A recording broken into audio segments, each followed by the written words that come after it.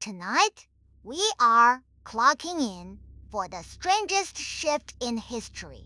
The bizarre, baffling, and frankly disgusting jobs that people actually did for a living in 1900s Britain. Not the respectable jobs your great-great-grandfather bragged about down the pub. I mean the real ones, the ones that involve sewers, corpses, dog mess, and waking up before dawn to fling dried peas at a stranger's window for money. So, before you get comfortable, take a moment to like the video and subscribe. And now, congratulations! You have just woken up in the year 1902. Your back already aches, your boots already leak, and somewhere out there, a job with your name on it is waiting. It does not offer a pension. It does not include a lunch break. And it almost certainly involves something you would rather not touch. Good luck, job number 1. The knocker-upper before the gentle chirp of a bedside alarm, before the snooze button. You slept with the fury of 1,000 mornings. There was a person whose entire living was waking up other people. You are the knocker-upper, and your tools of the trade are a long bamboo pole and a complete absence of sympathy. Armed with that pole, sometimes tipped with wire, sometimes used to puff dried peas at the upstairs glass, you stroll the dark streets at 3 or 4 in the morning, tapping on the windows of sleeping workers who pay you a few pennies a week to do precisely this. You are, in effect, a human snooze button that cannot be slapped, ignored, or thrown across the room. The cruelty of the job is exquisite. You wake everyone else, but who wakes you? Nobody. You simply do not sleep. You nap in shifts, in chairs, with your boots on, and you live your whole life slightly outside the rhythm of the rest of humanity. Job number 2. The crossing sweeper. Let us talk about the streets. In 1900s Britain, the streets are not paved with gold. They are paved with something considerably worse. 4 million horses work in London alone, and every single one of them is doing what horses do all day, every day, in quantities that would horrify a modern sanitation worker. Into this mess steps the crossing sweeper. Your job is gloriously simple. You stand in a crossing, you sweep a path through the fill, and you hold out your hand to the people who walk across it. You are not employed by the city. You are not employed by the city. You are not employed by anyone. You are a small entrepreneur of cleanliness, charging a halfpenny to let gentlefolk cross the road without ruining their shoes. You are often a child, sometimes an old person, sometimes someone whose only capital is a broom and a patch of mud they have decided belongs to them. Job number 3. You are a pure finder, and pure is the polite industry word for dog feces, which tanneries use to soften leather. Your job is to walk the streets with a bucket and a small shovel, scooping up after every dog in the city, and then sell the lot by the pound to the nearest tannery. The work is humiliating, the smell is biblical, and the pay is shockingly good, because nobody else wants to do it. A skilled pew finer could out-earn a servant, even a junior clerk at a respectable firm. You are paid in exact proportion to how disgusting your job is, which is a kind of honesty the modern world has forgotten. You walk home stinking, but your pockets jingle, and somewhere a tenor is waiting for you, like a king waiting for his tribute. Job number 4. The Mudlark. You are a mudlark. You wade into the Thames at low tide, when the river pulls back and reveals miles of black, stinking, treasure-laden mud. You are looking for anything. A dropped coin, a copper nail, a lump of coal, a button, a bent spoon, a bit of old rope. You are 10 years old, or 60, or somewhere in between, and the river does not care. You pick through the mud with bare, freezing fingers while the tide comes back in. And the tide does not wait. The river has swallowed people, whole and quietly moved on.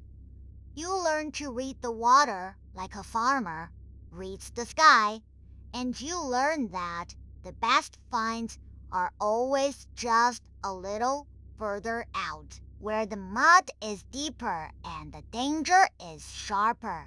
Job number 5. The Tosher, down in the sewers, where the mudlark would not dare to go. You find the Tosher. You wear a long leather apron. You carry a pole with a hook, and you walk the brick tunnels of London sewers by candlelight, feeling in the dark, flowing water for anything that has been dropped above and carried below. Rings, coins, cutlery, sometimes a body. The rats are the size of small dogs. The gas can kill you in 3 breaths, and the tide can fill the sewer faster than you can run. But a good night's work could earn you more than a week's wages above ground. You are a prospector, panning that dark river in the dark, and you go home smelling like the underside of the city itself. Job number 6, the rat catcher. Behind every cozy Victorian parlor, behind every bakery and granary and fine restaurant, there are rats, millions of them, and into this breach steps you, the rat catcher. You carry a terrier, a sack, and sometimes a cage of live rats you have trained for sport. You are paid by the head, by the dozen, by the infestation. You know the city's secrets because the rats know them, and you follow the rats into cellars, drains, sewers, and the spaces between walls that nobody else knows exist. You smell like the job. You are bitten, scratched, and infection is a constant companion. But you are also oddly beloved, because without you, the entire city would simply be eaten alive from the inside out. Job number 7. The leech collector. Medicine in the 1800's believed in balance, and balance meant bleeding, and bleeding meant leaves, millions of leeches. You are a leech collector, and your job is to wade into a bog, roll up your sleeves, and let the leeches attach themselves to your legs. You wait, you bleed, you collect, and you sell them by the 100 to apothecaries and surgeons. The work is so dangerous that you can pass out from blood loss before you notice how many have attached themselves to you. You are paid in direct proportion to how much blood you are willing to lose. The doctors call it a noble profession. You call it Tuesday. Job number 8. The match dipper. You dip matches all day, every day, into a solution of white phosphorus. The factory reeks of it. Your jaw aches. Then it swells. Then your teeth fall out, one by one, and your gums turn black, and your face rots from the inside out. The disease has a name. Fuzzy jaw. The bosses know. The foremen know. Everyone knows. But the mattress must be made, and you need the work, and so you keep dipping. You are a woman, often a girl, working 12-hour shifts for wages that would not feed a cat.